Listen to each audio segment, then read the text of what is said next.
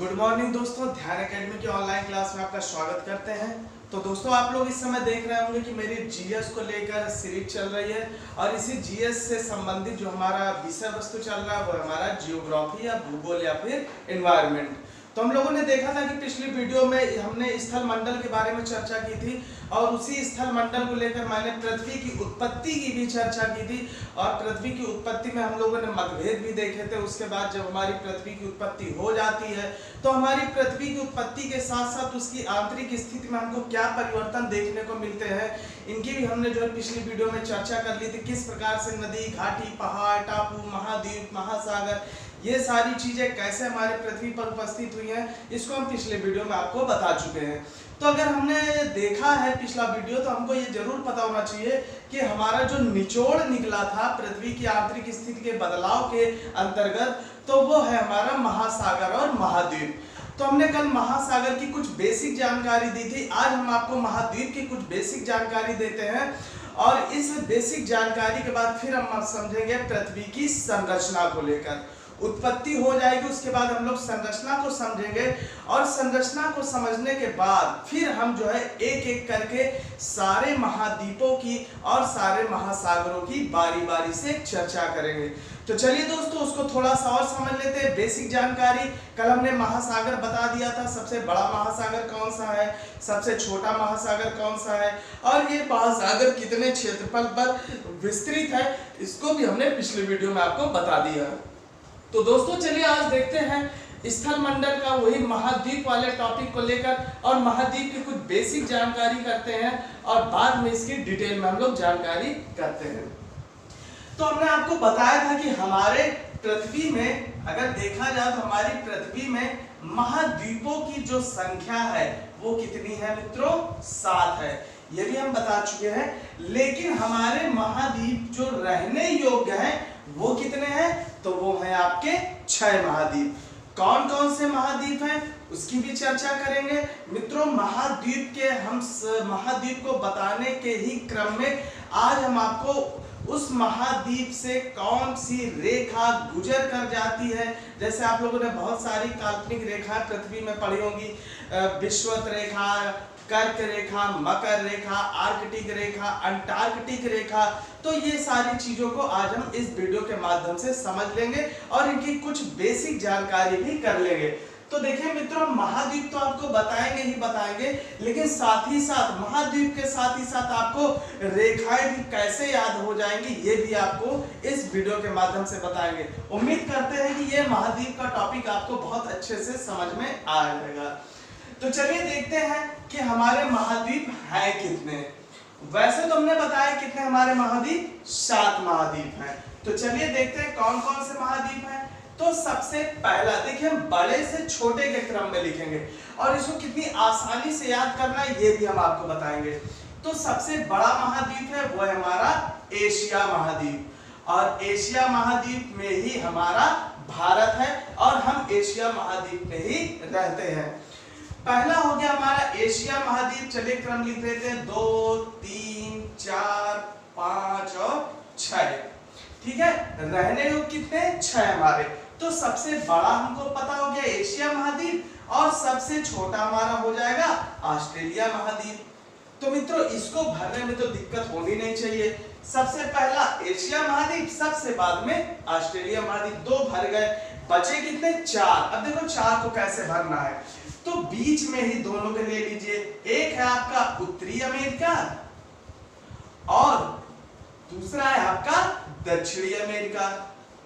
तो ये हो गए हमारे 4 महाद्वीप। देखिए कितनी आसानी से हमको याद हो गया और कुछ हमको ज्यादा मेहनत ही नहीं करनी पड़ रही है।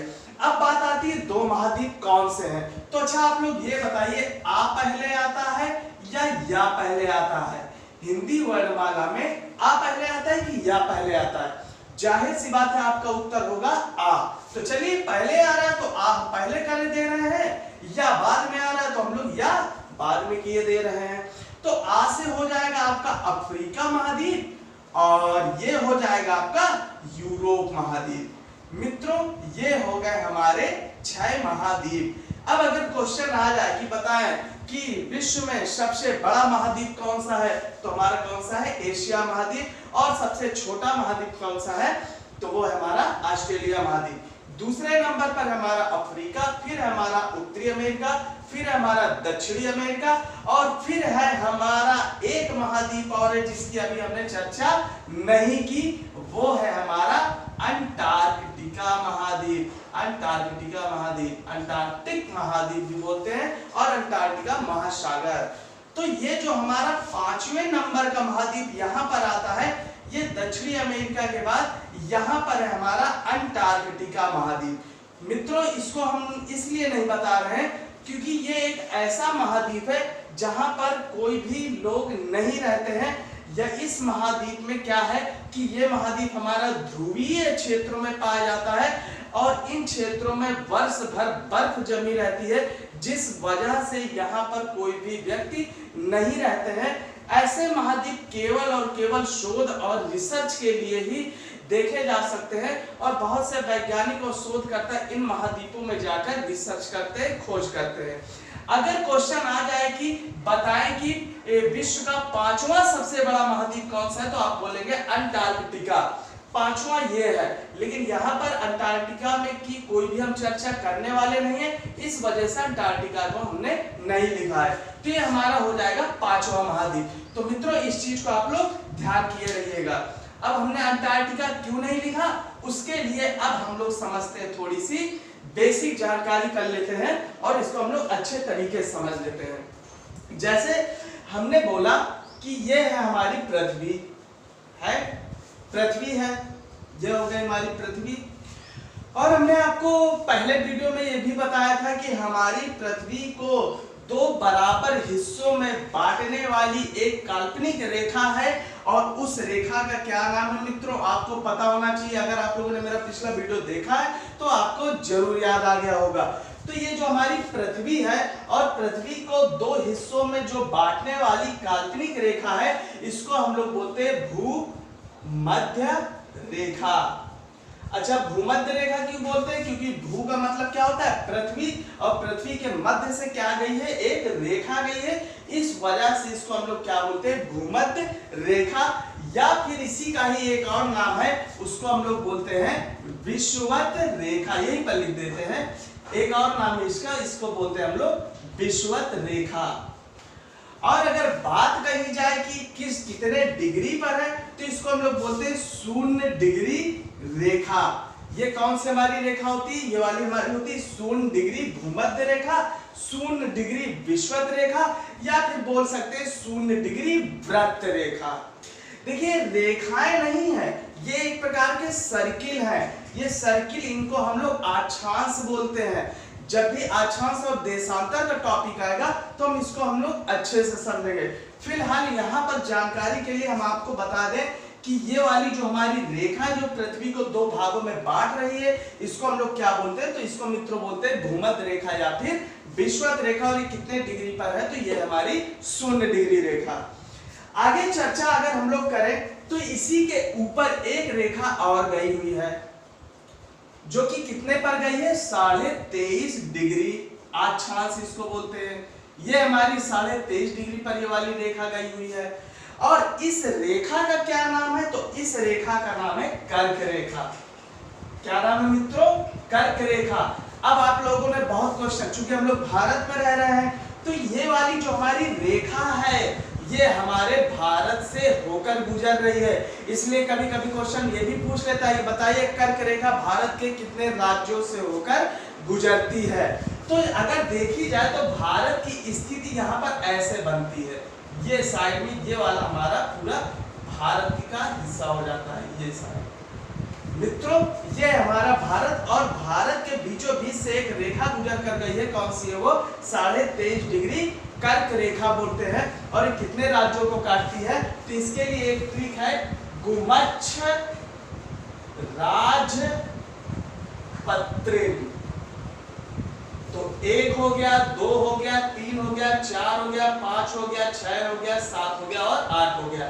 क्वेश्चन अगर आ जाए कि बताए कर्क रेखा भारत के कितने राज्यों से होकर गुजरती है, तो कितने हैं? 8। कौन कौन से? गुजरात, मध्य प्रदेश, छत्तीसगढ़, राजस्थान, झारखंड, पश्चिम बंगाल, त्रिपुरा और मिजोरम। तो इस प्रकार से हम लोग इस ट्रिक के माध्यम से याद कर सकते हैं। तो हमने क्या देखा कि भूमध्य रेखा के अगर हम ऊपर साइड में जाते हैं उत्तरी ध्रुव में, ये वाला हमारा कौन सा है? इसको हम लोग उत्तर दिशा बोलते हैं, और ये हमारा ध्रुव है इसलिए हम लोग बोलते हैं इसको उत्तरी ध्रुव। और ये वाला हिस्सा हमारा कौन है? ये हमारा दक्षिण में है, और ये हिस्सा हमारा है ध्रुव का, तो इसको हम लोग बोलते हैं दक्षिणी ध्रुव। इस साइड की जो दिशा होती है वो होती है पूरब, और इस साइड की जो दिशा होती है वो होती है हमारी पश्चिम। यहाँ तक बात आपको समझ में आ गई होगी, उम्मीद करते हैं।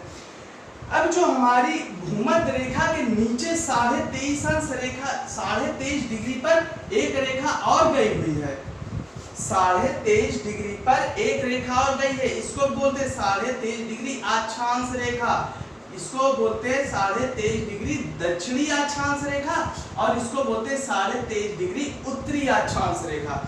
उत्तरी में कर्क रेखा गुजर रही है और दक्षिणी में आपकी मकर रेखा गुजर रही है, तो इसके नीचे जो हमारी रेखा हो जाएगी ये कौन सी हो जाएगी? हमारी मकर रेखा हो जाएगी। मित्रों यहाँ तक बात आपको समझ में आ रही होगी। अब अगर हम इसी के ही ऊपर और चलते हैं तो एक और रेखा गुजरती है, उसको बोलते हैं 66.5 डिग्री उत्तरी अक्षांश रेखा। ये हमारी 66.5 डिग्री उत्तरी अक्षांश रेखा, और इसको हम लोग बोलते हैं आर्कटिक वृत्त या आर्कटिक रेखा। 66.5 डिग्री ये कौन सी हो जाएगी? हमारी आर्कटिक रेखा। देखिए रेखा है या वृत्त, दोनों बात आपकी एक ही है, क्योंकि ये सारी रेखाएं आपके वृत्त नुमा है, लेकिन ये हमको दिखती रेखा जैसे, इस वजह से इसको हम लोग रेखा बोलते हैं। अन्यथा की स्थिति में कर्क वृत्त होता है, ये मकर वृत्त होता है, ये भूमध्य रेखा का वृत्त होता है। तो ये हो गई हमारी 66.5 डिग्री पर आर्कटिक रेखा। अब अगर हम नीचे की बात करें दक्षिणी साइड में, तो एक रेखा और गुजरती, इसको बोलते हैं 66.5 डिग्री दक्षिणी अक्षांश रेखा। ये हो गई हमारी 66.5 डिग्री दक्षिणी अक्षांश रेखा, और इस रेखा को हम लोग किस नाम से जानते हैं? तो इसको बोलते हैं अंटार्कटिक रेखा, अंटार्कटिक वृत्त या फिर अंटार्कटिक रेखा। ठीक मित्रों, तो ये हो जाएंगी हमारी विभिन्न प्रकार की जो रेखाएं हैं। अच्छा, हमने ये सारी चीजें क्यों बताई हैं, अब आपको बताते हैं। ये जो हमारा ध्रुवीय क्षेत्र है इस साइड का, ये पूरा ध्रुवीय क्षेत्र है, ये वाला और ये वाला, ये पूरा ध्रुवीय क्षेत्र है, और ये पूरा क्षेत्र किससे ढका हुआ है? बर्फ से ढका हुआ है। किससे ढका है मित्रों? बर्फ से ढका हुआ है। और यहीं पर एक महाद्वीप है हमारा अंटार्कटिका महाद्वीप, जो हमने बोला कि विश्व का सबसे बड़ा 5वां महाद्वीप है। अब इस महाद्वीप, ये महाद्वीप हमारे रहने योग्य नहीं है। देखिए ये आपका महासागर है, आर्कटिक महासागर, ठीक है, ये महाद्वीप नहीं है, लेकिन ये हमारा महाद्वीप है। लेकिन क्या है इसका रीजन क्या है कि यहाँ पर वर्ष भर बर्फ जमी रहती है, और वर्ष भर बर्फ जमी रहने के कारण क्या होता है, यहाँ पर मानवीय जीवन संभव नहीं है। ये जो हमारी जगह है, ये दोनों यहाँ पर जो है वैज्ञानिक और शोधकर्ताओं के द्वारा रिसर्च करने के लिए ये लोग आते हैं और विभिन्न प्रकार के खोजों को हमारे सामने प्रस्तुत करते हैं। अब ये बर्फ वर्ष भर क्यों जमा रहती है, उसका भी एक रीजन है। उसका रीजन क्या है? तो मित्रों आप लोग ये सारी चीजें समझ गए ना। ये हमारी कौन सी है? 66.5 डिग्री है, 23.5 है, 0, फिर 23.5, फिर 66। तो ऊपर वाला साइड का हमारा ये वाला जो हमारा गोलार्ध है, इसको हम लोग बोलते हैं उत्तरी गोलार्ध, और नीचे वाले को हम लोग क्या बोलते हैं? ये होता है हमारा दक्षिणी गोलार्ध। तो ये बात आपको समझ में आ गई होगी। जरा इसको भी समझ लेते हैं कि आखिर बर्फ क्यों जमी रहती है यहाँ पर वर्ष भर, उसका रीजन क्या है। तो मित्रों एक चीज आप समझिए कि मान लीजिए हमारा सूर्य है, ठीक, सूर्य है, और सूर्य की किरणें यहाँ से लेकर यहाँ तक पूरे पृथ्वी को घेरती हैं। हमने क्या देखा, अगर आप लोग खुद लॉजिक लगाएं तो इसका डिस्टेंस काफी दूर पड़ रहा है, मतलब यहाँ पर किरणें जाने में काफी ज्यादा दिक्कत हो रही है, क्योंकि ये किरणें काफी दूर हो रही हैं, और ये किरणें हमारी जो सूर्य की है वो लंबवत पड़ रही हैं। लंबवत मतलब सीधे ना पड़ के वो तिरछी पड़ रही है, जिस वजह से यहाँ पर ना ही ऊष्मा ज्यादा पहुंच पाती है और ना ही यहाँ पर गर्मी पहुंच पाती है। इस वजह से ये वाले क्षेत्र जो है हमारे क्यों है, क्योंकि ये बर्फ से ढके हुए हैं। इस वजह से क्योंकि सूर्य की किरणें यहाँ पर लंबवत पड़ती हैं, जिस वजह से ऊष्मा और गर्मी इन ध्रुवों तक नहीं पहुंच पाती है।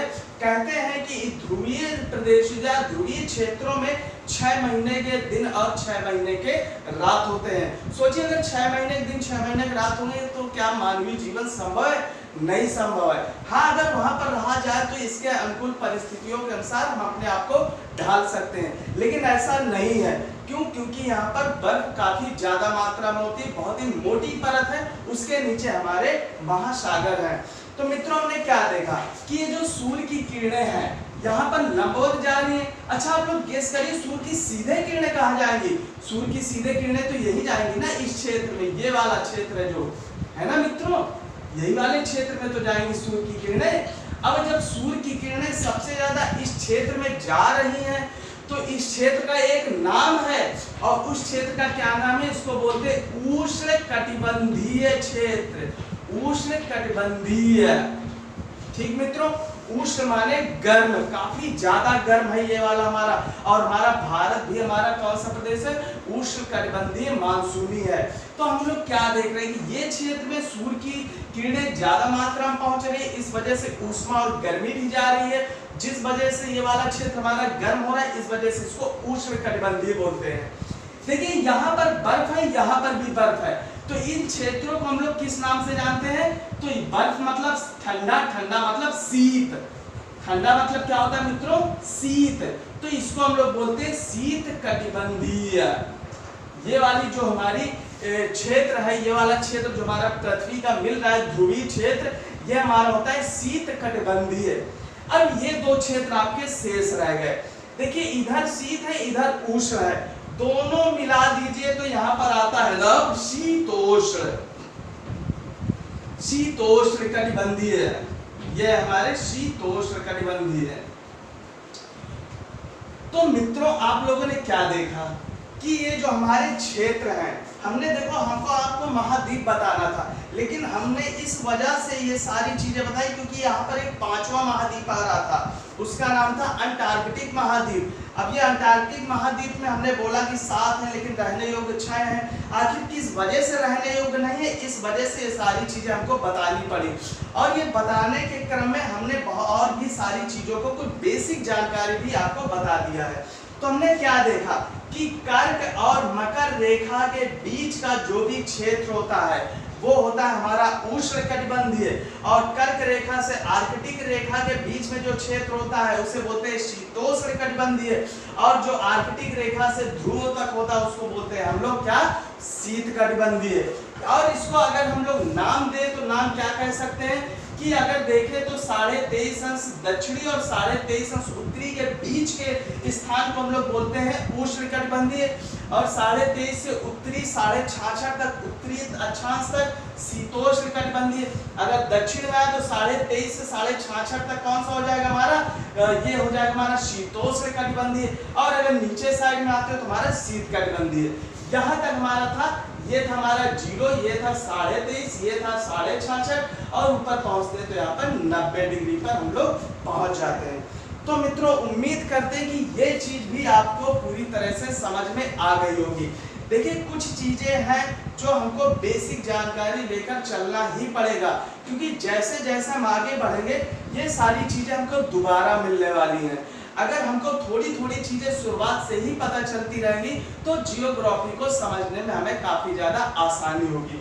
तो मित्रों आप लोगों ने क्या देखा, ये जो हमारे महाद्वीप हैं ये सारे महाद्वीप इसी पृथ्वी पर ही तो हैं। अब हमारा एशिया महाद्वीप इधर पड़ जाएगा, है ना।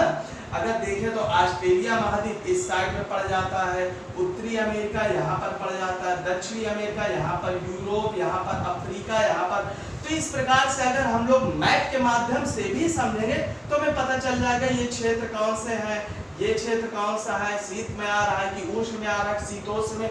तो जब हम सिंगल जब सारी चीजों को बताएंगे तो उसमें एक बड़ा हम पृथ्वी का मैप बनाएंगे और तीनों रेखाएं बनाएंगे और फिर देखेंगे कौन सी महाद्वीप किस रेखा में से गुजर रहा है और किस महाद्वीप में कौन सा उष्ण है, शीत है या फिर शीतोष्ण है। तो मित्रों ये बात आपको समझ में आ गई होगी। अब समझते हैं, थोड़ी सी एशिया महाद्वीप के बारे में चर्चा कर लेते हैं। ये सारे जो महाद्वीप है थोड़ी बहुत और बेसिक जानकारी कर लेते हैं, उसके बाद हम लोग आगे बढ़ते हैं। तो मित्रों हमने क्या देखा, ये सारी चीजें हम लोग बेसिक रूप से समझ चुके हैं। अब हम आपको इसी महाद्वीप के नाम के साथ साथ, क्योंकि बड़ा महाद्वीप है, उससे छोटा है, फिर छोटा है, फिर छोटा और सबसे छोटा ऑस्ट्रेलिया है। ये महाद्वीप तो हमको पता हो गया कि सबसे बड़ा कौन है और सबसे छोटा कौन है। चलिए इनकी और भी जानकारी कर लेते हैं कि ये जो महाद्वीप हैं किन रेखाओं से गुजर कर जा रहे थे। अभी हमने बताया ना, कर्क, विषुवत, आर्कटिक, किन किन रेखाओं से गुजरते हैं, मतलब कि ये जो एशिया महाद्वीप है, एशिया महाद्वीप से कौन कौन सी रेखाएं गुजरती हैं, इनको समझेंगे बहुत ही अच्छे ढंग से और बहुत ही इजीली से समझेंगे। देखिए आप लोगों को भी मजा आने वाला है। तो चलिए हम आपको एक कहानी सुनाते हैं। अच्छा, इस समय आप लोग देख रहे होंगे कि किसका मौसम चल रहा है, आम का मौसम चल रहा है, आम का चल रहा है ना।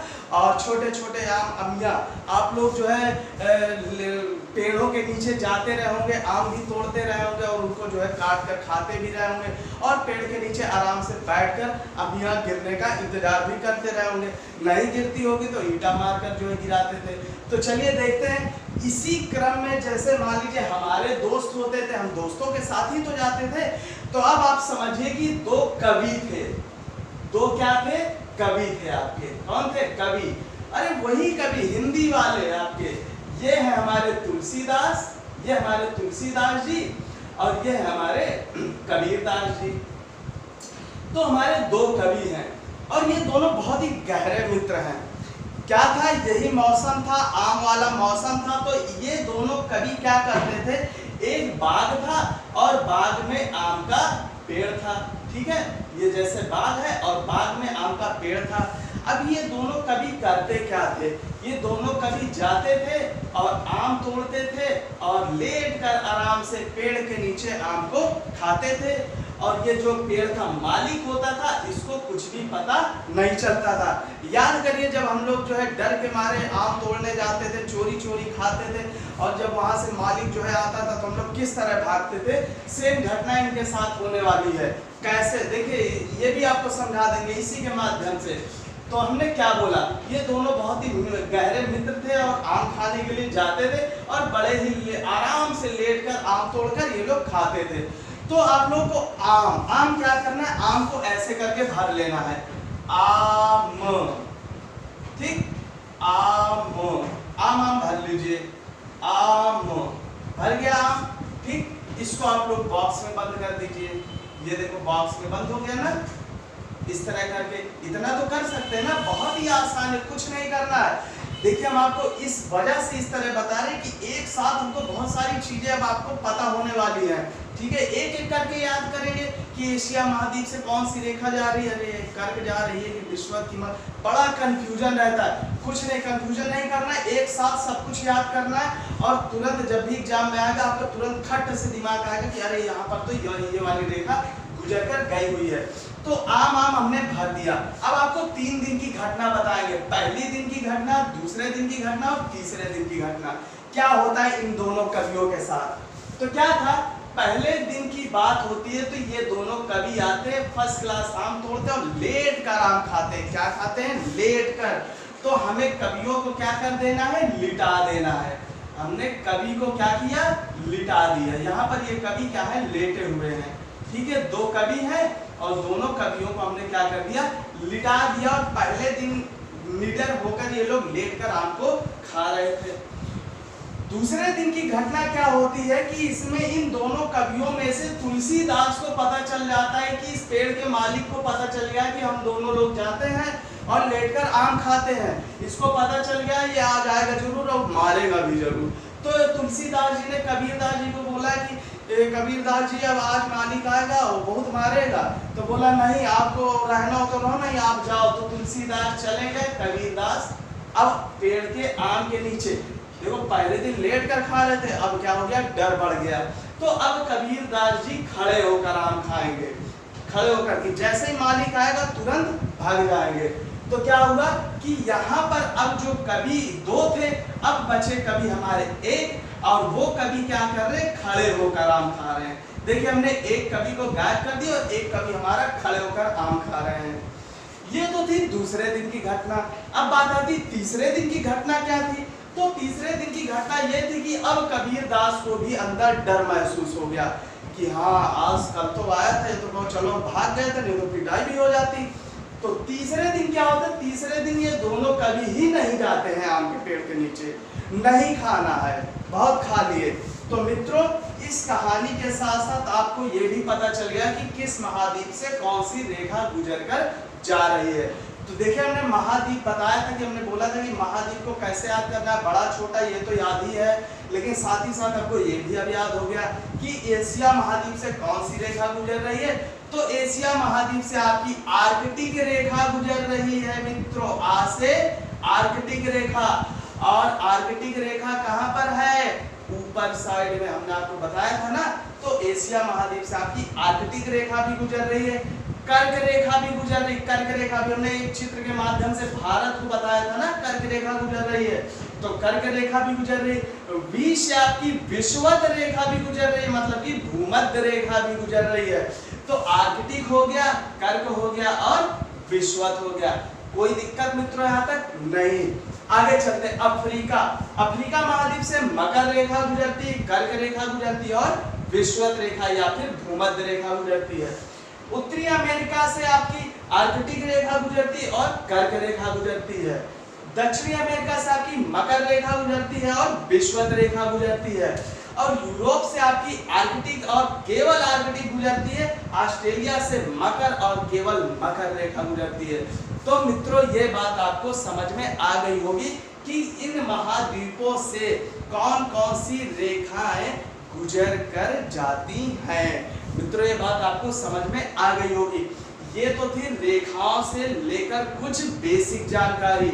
चलिए इन महाद्वीपों की कुछ और बेसिक जानकारी बाय ट्रिकली माध्यम से करते हैं। और थोड़ी बहुत जानकारी अगर हम लोग कर लेंगे तो जब हम एशिया महाद्वीप और ये सारे महाद्वीपों की चर्चा कर लेंगे तो मित्रों आपको बहुत ही अच्छे तरीके से ये हमको समझ में आ जाएगा कि कौन सा महाद्वीप में कौन सी रेखा गुजर कर जाती है। तो अब हम लोग इसकी बात कर लेंगे कि एशिया महाद्वीप में कितने देश हैं, कितने देश आते हैं। देश याद कर लेते हैं, साथ ही साथ एशिया महाद्वीप के हम लोग देश याद कर लेते हैं और उसके बाद हम लोग याद कर लेते हैं कितने क्षेत्रफल पर ये फैला हुआ है। ठीक है मित्रों, तो ये दोनों चीज भी हम लोग इसके माध्यम से याद कर ले रहे हैं। तो हम लोग को क्या याद करना है, याद करना आपको कुछ नहीं, 54 यहाँ पर भर लीजिए, 54 के बाद आपका है नहीं, यहाँ पर है 48, 54, 51, 48, 54, 51 हो गया और आपका हो जाएगा फिर 23, 12, 14। ठीक मित्रों, ये हो गई आपके देशों की संख्या। ये आप लोग जरूर याद कर लीजिए। देखिए इसकी कोई ट्रिक नहीं है। कैसे याद करना, 2 2 4 2 6 2 8 2 10 2 12, 12 अंक का मोबाइल नंबर होता है, नहीं होता है 10 का होता है, याद होता है, सभी को याद होता है। एक नंबर ये भी याद कर लीजिए, क्रम से लिख लीजिएगा और याद हो जाएगा। देखिए यहाँ पर हम आपको 5वां महाद्वीप भी आप लिख लें, जिससे कि हमको पता चल जाएगा यहाँ पर भी कितने देश हैं। तो मित्रों चलिए यहाँ पर हम उस महाद्वीप की भी चर्चा कर लेते हैं। कौन सा है हमारा 5वां महाद्वीप, अंटार्कटिका महाद्वीप। और फिर है आपका यूरोप और फिर है आपका ऑस्ट्रेलिया। तो 48, 54, 51, 23, 48, 54, 51, 23 हो गया। इतना कोई दिक्कत नहीं। अंटार्कटिका में 0 है, हमने बोला यहाँ पर कोई नहीं रह रहा, तो देश कहाँ से आ जाएंगे, नहीं आएंगे। 48, 54, 51, 23, 0, 12, 14, बस ऐसे ही याद कर लीजिएगा। 48, 54, 51, 23, 0, 12, 14। तो इस प्रकार से हमको याद हो जाएंगे कि एशिया महाद्वीप में कितने देश हैं। तो 48 देश है, अफ्रीका में 54 है, उत्तरी अमेरिका में 51 है, दक्षिण अमेरिका में 23 है, अंटार्कटिका में 0 है, यूरोप में 12 है और ऑस्ट्रेलिया में 14 है। अब चर्चा कर लेते हैं इसका क्षेत्रफल कितना है। तो इसका जो हमारा क्षेत्रफल है एशिया महाद्वीप का वो है 4 करोड़ है, लाख नहीं है मित्रों, 4 करोड़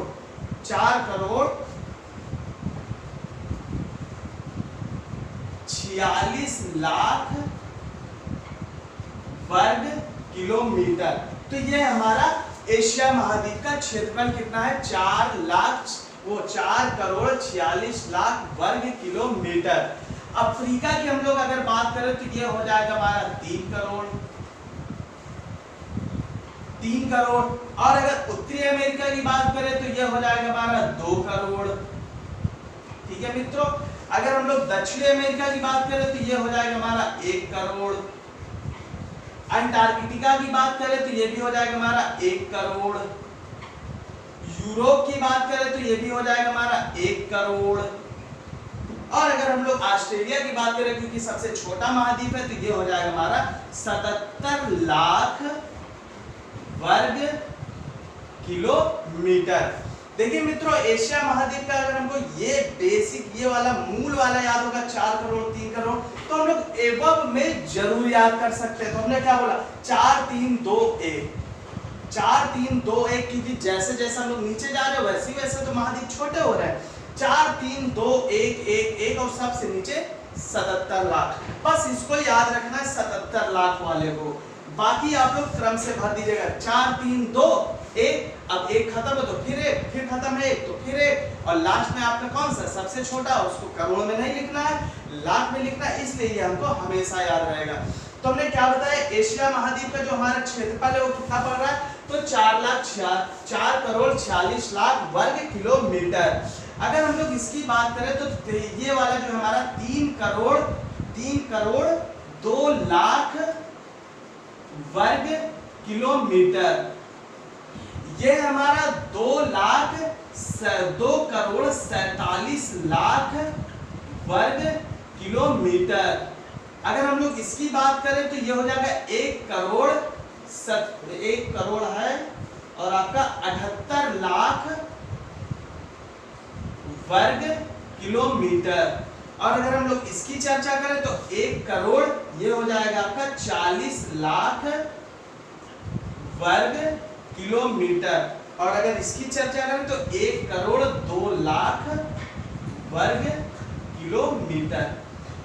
तो मित्रों ये भी हमको याद रखना है, याद तो करना ही करना है, सब कुछ याद करना है। तो आंकड़े हमको ये वाले अगर याद रहेंगे तो हमको इसमें कोई दिक्कत नहीं होने वाली है। अब इनको देखो याद, इसको तो हमने बोला 48 54 51 23 0 12 14 याद हो गया, कोई दिक्कत नहीं, दिक्कत हुई।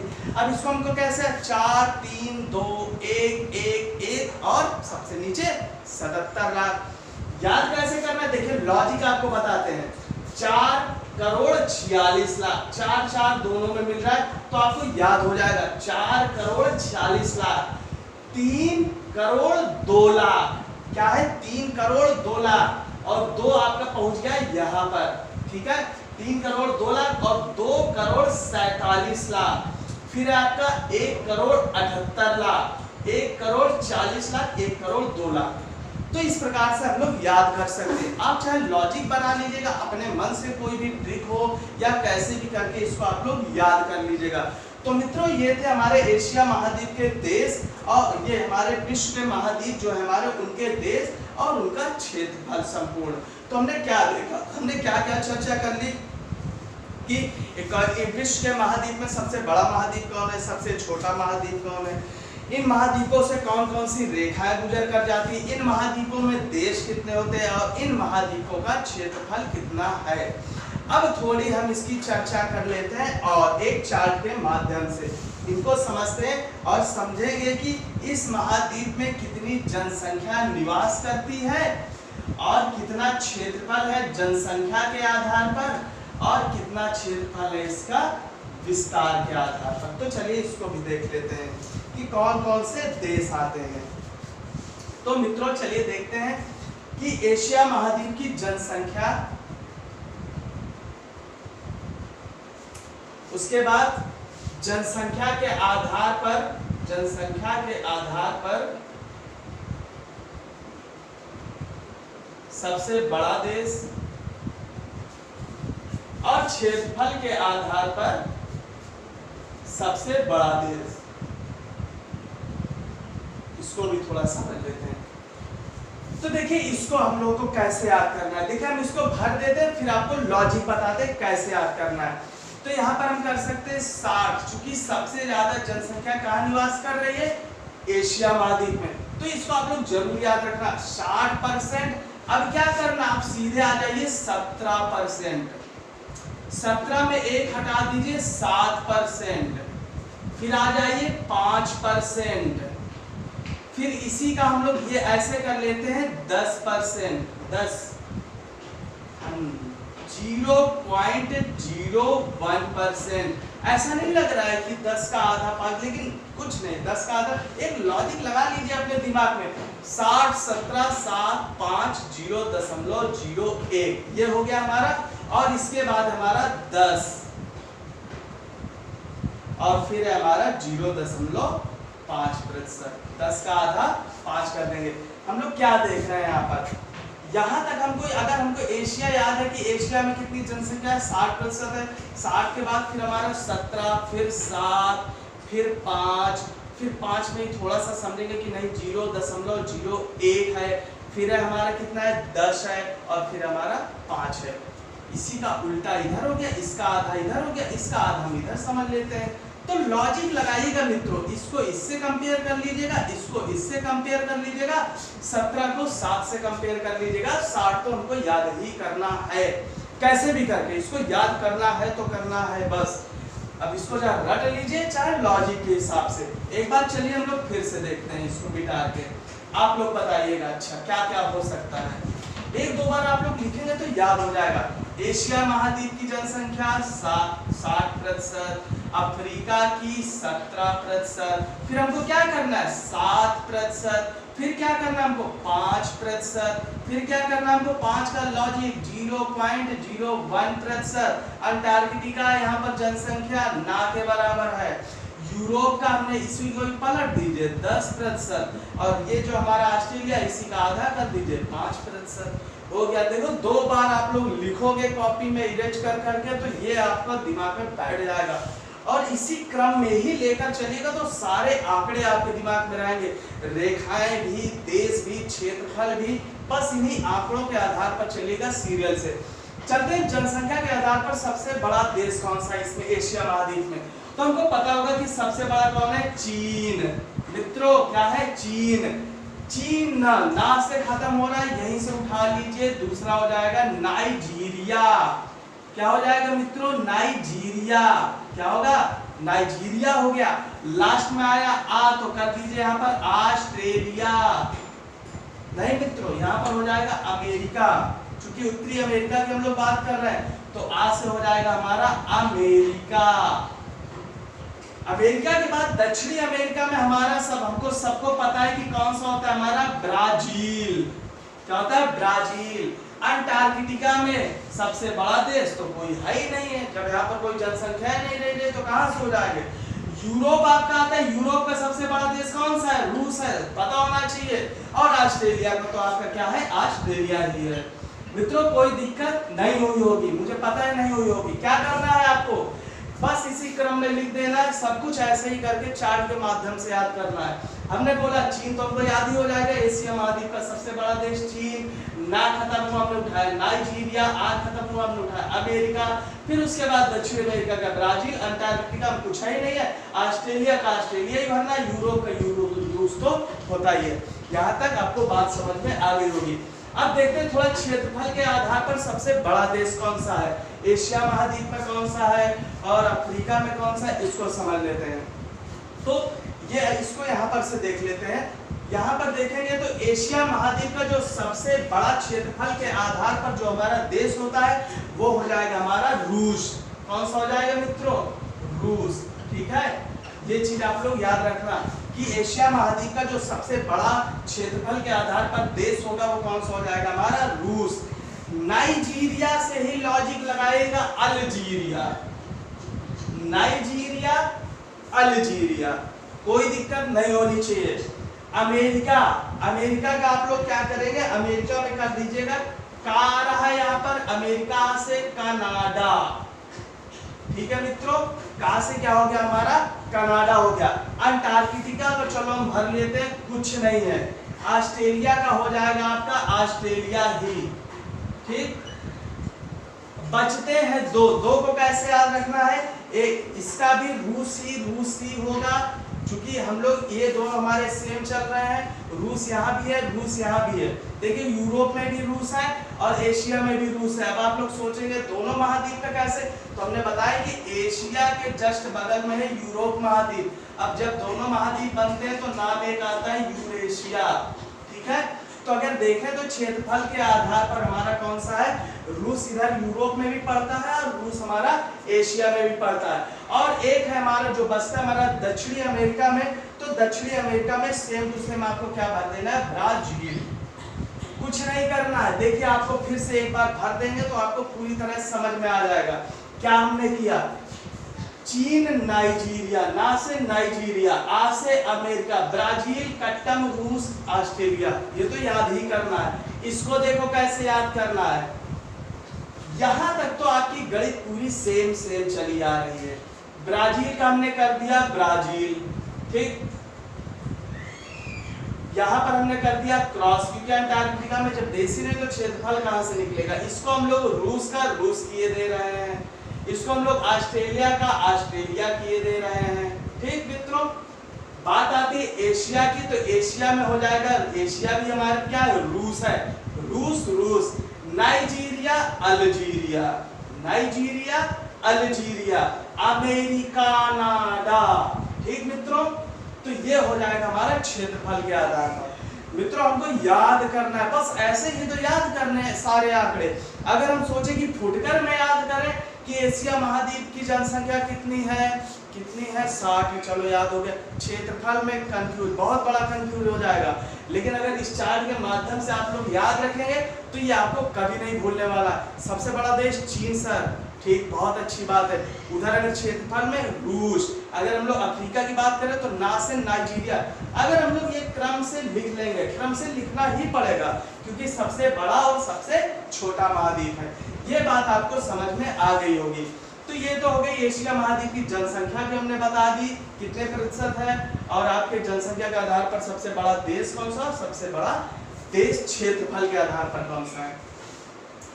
अब थोड़ी चर्चा और कर लेते हैं लास्ट में। तो ये सारी बेसिक जानकारी है मित्रों, ठीक। बस इनको आपको आंकड़ों को बस अपने दिमाग में फीड करना है। अब जब हम आपको एक एक महाद्वीप आपको बताएंगे तब आपके दिमाग में देखो कैसे क्लिक होती हैं ये सारी चीजें, उनको भी याद हो जाएंगी बड़े ही आसानी से। अब थोड़ी सी हम लोग चर्चा कर लेते हैं एशिया महाद्वीप की सबसे बड़ी नदी, सबसे बड़ी झील और सबसे बड़ा पर्वत, इसको याद करते हैं। देखो इनकी भी बहुत मजेदार ट्रिक है, इसको भी याद करना है बड़े ही आसानी से। एशिया महाद्वीप की सबसे बड़ी नदी, देखिए हम लोग एशिया महाद्वीप में रह रहे हैं तो ये तीनों चीज हमको याद होनी चाहिए। एशिया महाद्वीप की सबसे बड़ी नदी यांगत्से कियांग, ठीक है। तो ये जो कि हमारी कहां पर बहती है, हमारी चीन में। झील कौन सी है, झील है हमारी कैस्पियन सागर झील। देखिए ये तो याद ही होना चाहिए क्योंकि हम लोग एशिया महाद्वीप में, तो इसको याद करने में हमें दिक्कत नहीं होनी चाहिए। सबसे बड़ी नदी यांगत्से कियांग, सबसे बड़ी झील कैस्पियन सागर, सबसे बड़ा पर्वत माउंट एवरेस्ट, ये तो सबको याद होगा, ठीक। चलिए हमने आपको, चलिए माउंट एवरेस्ट आ गया तो यहाँ पर थोड़ी सी चर्चा हमने कर दे रहे हैं।